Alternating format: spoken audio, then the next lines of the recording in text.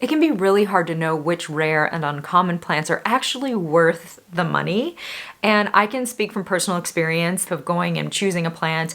I spend a lot of money on it. It's a hard to find plant and I bring it home and I just think, oh, that definitely wasn't worth it. However, there are definitely those out there that are, so that's what I'm going to be sharing and discussing today are 10 rare or uncommon plants that I have in my personal collection that I definitely think are worth it. I would recommend adding them to your wish list if you don't already have them. They each have something a little bit unique and special about them, which make them some of my favorite uncommon or rare plants.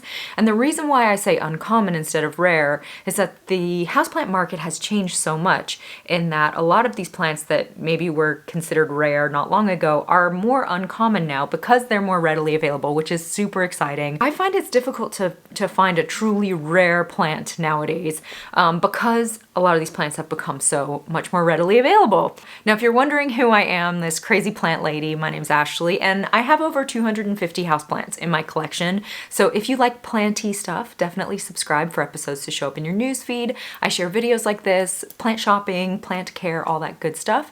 And we also have a really great community on Instagram and TikTok. Now, we not only have a lot of plant lovers in our community, but plant parents. Plant care especially can be one of the more daunting aspects of owning plants and being a plant parent, but with the help of the award-winning app Planta, our sponsor for this video, over 7 million plant parents are receiving help every week taking care of over 32 million plants. I can see why 7 million people have downloaded this app. The way it works is you add your plants, which is very easy to do just with a photograph. I have a lot of obscure and random plants, and it did a fabulous job identifying them, and then it puts together an intelligent care schedule for you. This intelligent care schedule will let you know when you need to water, fertilize, mist, clean, and repot your plants. So here's today's schedule and some of the plants that need some sort of care, whether it's watering, whatever, and the different tasks, and you can just click off on them as you take care of them. If there's something going on with your plant and you're trying to figure out what it is, you can use the Dr. Planta feature and it will diagnose it for you and give you a treatment plan. So you take some photographs and then it diagnoses this for you. Now with this plant, I knew it was from a lack of humidity and it diagnosed it as dry air, and it tells you you can just increase your humidity. If you're ever out plant shopping or you're trying to figure out what kind of plant something is, you can use the plant identifying feature. Fishbone cactus. You can use the light meter feature and it will tell you how much light the plant is getting and whether it needs more or less. The app is free to download, so I'll have the link below for you. And they also gave me a code so you can get a 14-day free trial of the Plant Premium plan so you can try out all of those really cool features that I shared with you. This is not in any particular order. I love all of these plants. I just so happen to grab this one first, and it's an Anthurium radicans and luxurians. And this one was so impossible to find for the longest time. And when I did find it, it was like $200. I actually managed to find this one at Big Bloomers. It's a nursery that's about 2 hours away from me, and they always just have the most, the best prices and the coolest plants ever. I'm stuttering because I'm trying to figure out how to describe that place because it's amazing. So I have wanted this plant forever, but as I said, it's been ridiculously expensive, and I found this one for $34.95. And it's still an uncommon plant that you don't see around that often. It's nice to be able to share some unique uncommon plants and for them to not be really expensive. This plant is so incredibly easy care, and look how beautiful these leaves are. They have this gorgeous elongated heart shape to the leaves. They're this dark gorgeous green color. They have quilted pillowy leaves. The stems are a gorgeous red color. Now with this one being a hybrid of radicans and luxurians, each one is going to be a little bit different, but all the ones that I've seen look pretty much just like this. And it's just so easy. I mean, it has nice thick leaves, so it's drought tolerant, and it has the darker leaves, so it's okay being away from the window a little bit, or you can give it a grow light if you don't have a lot of light. But again, it's just not a fussy plant at all, which I was really excited to see. And the other thing that's nice about this one, with it being an anthurium, is that it's not crisping up at all. My other anthuriums, They have, the only thing that I do have is this little spot here, which looks like some bacteria, but it's had that since I brought it home from the nursery. So I think that was something that happened at the greenhouse, but that's really the only spot. Everything else is great on this plant. And my other anthurium have like massive, massive crisping from lack of humidity, not this one. So if that's something you struggle with anthurium, this is definitely a super, super safe bet. And I just water it when it's about halfway to fully dry. It handles the type of plant parent that I am very well, which is kind of neglectful. So this is a fabulous plant that I would definitely recommend, like 10 out of 10. And as I go through, definitely feel free to leave your comments, any like uncommon and rare plants that you have in your collection that you love. This one is for sure worth it. It is amazing. Next up is a really, really cool Aglaonema. I'm kind of starting to get into Aglaonemas, and I've always loved Pictum tricolors. And this one is an Aglaonema Pictum tricolor peacock. So it is a little bit different than the other Aglaonema tricolors, which makes them a bit unique. And the difference is the elongated leaves. And I just can't express like how obsessed I am with this plant. It has the gorgeous camouflage color that you get with the Aglaonema Pictum tricolor, but it just has the long leaves, which is a little bit different. And I've had Aglaonema Pictum tricolor and I no longer have it in my collection because I struggled with that plant. But this one, you know, for some reason I have not had any issues. It's been doing great. It sits over here and it's on the second shelf here. So it kind of gets light through the glass shelf that I have here. These are from IKEA, the shelves. I get asked a lot. They're all from IKEA. And it does get some light from the window, but not much. And it is happy. It's put out new leaves, new growth. It has like a whole other second plant here. It's putting out new leaves. I got this one from a place where I find good plant deals, actually up in Michigan, because I'm half my time there, half my time in Charlotte. And I found it for $31.99. And I've seen this plant out twice in all my years plant shopping, but I have seen it out twice recently. So maybe we'll start seeing this plant on the market more. Maybe it'll become more readily available and less uncommon. So if you want to get your hands on it, you can grab one because it's definitely worth it. And I'd love to see this plant like fully grown, nice and big. I'm so curious how large these leaves get. Again, I'm kind of stick with my same treatment, which is I water it when it's about halfway to fully dry. And it seems to handle that just fine. It seems like somewhat drought tolerant, which the other Aglaonemas, the other Aglaonema Pictum tricolor was not necessarily okay with that treatment. Maybe I just got unlucky with my original one, but this is just such a cool Aglaonema. I can't get enough of it. Next up is this bright yellow plant, and I am obsessed with it.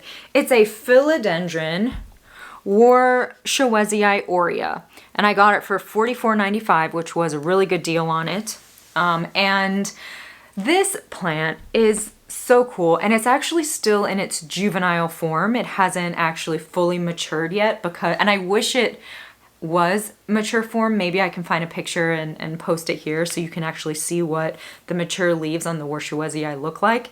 And I have an adult form one in the solid green, but I've struggled with that one, not with this one, and I've been somewhat neglectful of this plant, and it has been doing fine with that treatment. I give it like medium light, and it seems to do just fine with that. It's been putting out tons of new growth. I water it when it's about halfway to fully dry. I was expecting it to be a little bit fussier because it does have somewhat thin leaves, and the thin leaves seem to be less drought tolerant. This plant is so awesome though, and it's just so beautiful. It's one of those plants that really stands out amongst all my other plants. Definitely, I think the color contributes a lot to that. Even the aerial roots are lime green, the stem is lime green, this is lime green. It's just such a neat plant. I absolutely just love it and would recommend it. Next up is the philodendron Jose Bono, and I was not expecting to like this plant. I just didn't think it was going to do it for me at all. Isn't that funny how that happens? Sometimes I don't know if you guys have this, but I'll bring a plant home and not be expecting much, and then it's always like the most random ones that surprise me that I love. This is a fabulous easy care philodendron. It is amazing. I got this at the same time as I got another plant, a Periso Verde. They look very similar. This one, 10 out of 10, recommend over the Periso Verde. It's so nice. It doesn't require anything. It's definitely drought tolerant. It has nice thick leaves. I love that the variegation stays. So even if it's cold, it will keep its variegation, unlike the Periso Verde, which I got. And the variegation, there's still a little bit of green, so it doesn't like turn brown like some of the white variegation does, which I really, really appreciate it. It's always putting out like new plants, and I think I got this one for around $45, and I do see this one around more often. So this one is definitely, it's not common, it's more on the uncommon, but if you see this one and you've been thinking about it, definitely worth it, from somebody who was a skeptic about it. And it's growing fast. The leaves are, again, I'm kind of neglectful of my plants, and this plant is like loving that treatment. I have it near the window, and it gets medium light because the light actually shines in that direction, and this doesn't get that bright light. So it gets like about medium light, and it loves it. I mean, look how huge the leaves are getting already in the short amount of time I've had it. And it's just a strong plant. Like, it feels like if I knocked it over, it would be fine, you know? And I don't know what that means, but this plant can handle it. I just really love it. And I mean, look at this gorgeous variegated leaf. Absolutely no browning, no crisping. It does have that nice lime green color to it. Here we have like a somewhat half moon. Each new leaf that unfurls is like a nice little present because they all look so different, which is a lot of times exciting with variegated plants to see what the new leaves look like. And that's definitely rewarding with this one. And not just that, but each leaf seems bigger and bigger and bigger, which is awesome. And I like the shape of the leaves as well.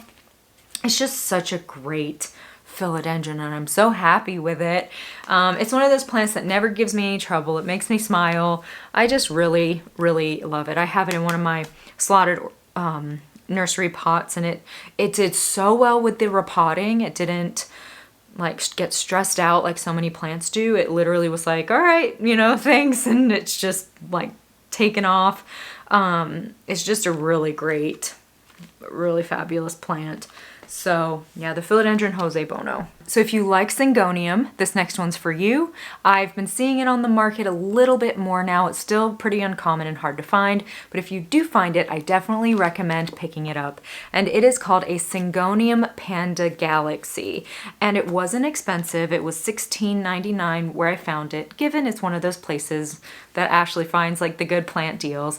But it has really beautiful green leaves and white spotted or light lime green spotted variegation. So it's very unusual. I haven't seen other Syngonium that look quite like this. It looks different than the Syngonium albo. It has like chunky lime green variegation. I love the shape of the leaves. The variegation is stable. From what I can tell, all the new leaves have been putting out a lot of variegation. You know, that's the thing with some Syngonium is they can kind of revert, but I have not noticed that with this plant at all. It seems very stable, and it's so easy, like most Syngonium are, just very, very easy. It's been putting out tons of new growth since I got it, and it's just a really, really fabulous plant. There was another Syngonium too that I was thinking about mentioning, but I feel like the variegation on that other one is not going to be near as stable as this one. So I'm going to see how that one does, and maybe I'll mention it in another video. I personally love Syngonium. Like, I want to collect all of them. But yeah, this one is just so neat. Like, it's got something kind of special to it. I love how dark the leaves are on this Syngonium, and I think it just makes the variegation really pop, and it doesn't have the crisping. Like on my Syngonium albo, it's beautiful, but the white does crisp up, and I don't get that with this one. So yeah, this is a good one to add to the wish list, and I am starting to kind of see it come onto the market a little bit more. Syngonium Panda Galaxy. Now, if you like pothos, this is a great plant for you. And it is an epipremnum or pothos Amplisimum variegata. And we see the Amplisimum at the big box shops, the regular Amplisimum. It was released by Costa Farms at the big box shops. Not this one, but just the regular Amplisimum that has the silver streaks on the leaves. Now this is that same plant, but it has variegation. And it is such a fast grower, and normally variegated plants are slower growing. Not this one. I keep having to trim it because I don't have anything for it to climb and it's not getting enough light kind of on the bottom, but it's just putting out runner after runner after runner, and I keep pruning it back, and then what it does is it keeps putting off new shoots, and the variegation has been really nice on this one as well. Like each new leaf has gorgeous variegation. Look at this one. It's a half moon with some like gorgeous lime green. This one has like a little bit of yellow. That might be an old leaf that, you know, with winter time. But here's another one. Isn't it so pretty? Look at this little baby one down here, like trying to make it work. That poor little plant. I'm sorry, but you need to stay up here, not all the way down here. It's just a great epipremnum. So if you're looking for a more uncommon or rare kind of pothos, this is one of those. I found it for $80, which I felt at the time was a steal. I was nervous to spend that much money on it because I'd never heard of anyone else having this plant, or I didn't know anyone else that had this plant, and it's doing like absolutely fabulous. I would definitely recommend. It looks like there's a couple leaves over here that are a little bit on the darker green, but there's still quite a bit of variegation happening. So a lot of that can be with cooler temperatures, or, you know, maybe it needs a little bit more light. But yeah, this is definitely one of my all-time favorites. And you know what's cool is like you can trim the runners and propagate it so you can get more of the plant, because I think this one's probably still relatively expensive. Again, I'm not seeing it so much at plant shops, so maybe online or Facebook Marketplace, but if you can get your hands on it, it's a fabulous pothos or epipremnum. If you like succulents, this next one is for you, and it is a mermaid succulent or a Senecio vitalis crested, and they're still pretty hard to find, but it's called a mermaid succulent because it has a mermaid like fan, and each one is unique, each one is different, and has a different growth pattern. I could not believe, I've had my eye out for one of these for years, and I stumbled across it last year, I think, for $14.95, because online I see them and they're like $100 something still, and it said mermaid tail, and I was like, is that what I think it is? And it's so cool. It has grown so much for me. One of my fastest growing succulents that I've ever had. And it's definitely a thirsty plant. It's a little dehydrated right now. And so its little leaves are looking puckered. That's one of the telltale signs with succulents. If you're not sure when to water, when the leaves start to get puckered, it's almost been dry for too long. So this is a pretty thirsty succulent. I give it a good drink, like when I give my philodendrons a good drink, when it's about fully dry, probably not halfway, but when it is actually fully dry. And it loves a lot of light like succulents do. It has this gorgeous blue chalky color. So I try not to touch it too much because I'm worried the blue is going to come off. But it is the coolest succulent. And I do recommend kind of looking online because you can see some of the different, maybe I'll find some and post some pictures here for you, but you can actually see some of them really look like just like fans of mermaid tails. They're so beautiful and really cool. So if you're into succulents and you like that kind of thing, definitely this one, because it's so easy too. Like it's not high maintenance, it's not fussy. I have gotten way better with succulents over the years, but some of them can be really tricky. Not this one. It's like, it enjoys a good drink, it likes light, and it's okay, you know, being neglected other than that. So yeah, the mermaid tail succulent is such a cool one, and right now it's, you know, doing well in this little pot, but I'd love to get a mermaid pot where this can be like the kind of fantail coming out of the top. So if you're into begonias, you might be interested in this one. And this one is called a Quasimodo, or Harmony's Quasimodo. So there's a grower, and they're called Harmony Begonias. And I think they're based out of Florida, but don't hold me to that. You can find them on Instagram. And they make a lot of different varieties of like cane or angel wing begonias. So they are somewhat uncommon. I got mine from Cactus Club, and they may have some available on their website, I'm not sure. But Harmony Begonias have something that's really unique about them, especially the angel wing or cane begonias like this one. They have silver tips on them. So if you ever see one of these begonias out and about and you see silver tips on each of the leaves, then you know it's a Harmony begonia. Now the Quasimodo is one of the more uncommon ones of her begonias that I have in my collection, and this one I wanted to get it, but it was expensive. At Cactus Club they had a really big one that I was interested in, but it was $100 and something, and I ended up getting this little one gifted to me from Ivy, who owns Cactus Club, and it was so tiny. It was just like a tiny little cutting, and this plant has grown so fast. And I was so excited to see that because, like I said, I had really wanted to add it to my collection. And the reason why is because of the shape of the leaves. And again, this is a small plant, so if it was bigger and the leaves were a lot bigger, it would be more impactful. But it has a very unique shape, and it has little points kind of all along the leaf, and it has a little point up here on top.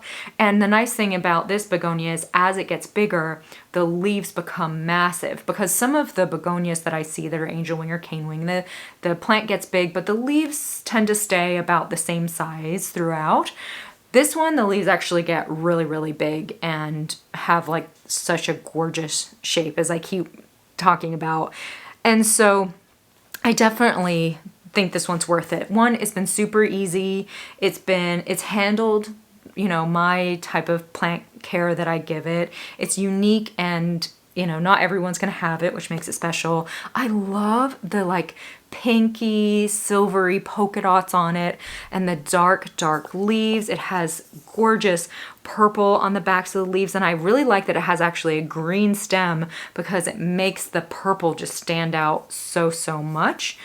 It's really, really happy, and I'm surprised it's so like easy, because you know, sometimes begonias can be kind of, you know, not sure, but I've had a lot of success with this plant. It's putting out a new leaf. All of this is new growth, and considering how much I've been traveling and not being able to really like spend a lot of time taking care of it, it's thrived under that care. So definitely recommend it. So if you like Hoya, this next one's for you. It was hard for me to choose because I have added quite a few Hoya to my collection recently. A lot of them are uncommon, but this one has really stood out to me. And it's called a Hoya globulosa. And it is somewhat uncommon. I think this was one of the only times I've ever seen this plant in all my years of plant shopping. Was recently at Cactus Club I found this one. It wasn't too expensive. It was $32.98. And it is a really neat Hoya. First of all, it was the shape of the leaves. I love how long they are. I like the dark green color. I also really like how it has the indentations. If you can see here, it has little indentations on each section of the leaves. But the most interesting part of this plant I haven't even mentioned yet, and that is that it is incredibly fuzzy. So if you like texture on your plant and you like fuzzy stuff, this is such a great Hoya. But the fuzzy isn't on the front of the leaf, it's actually on the back of the leaves. And in person you can actually see it's almost like it has like peach fuzz all over the back of the leaf. Yeah, peach fuzz is really the best description of it. And it feels so soft, and it's just so interesting. But it doesn't show on camera, unfortunately. I wish it did. But maybe the little one. The new leaf has like a lot of peach fuzz. And Hoya in general are just great plants. They store a lot of water in their leaves, so they can be drought tolerant if they need to. I recommend watering them when they're about 3/4 to fully dry. Don't leave them dried out for too long. But, you know, they can handle some dryness. They don't need a lot of humidity, which is really nice a lot of times for those of us that don't have a lot of humidity in our homes.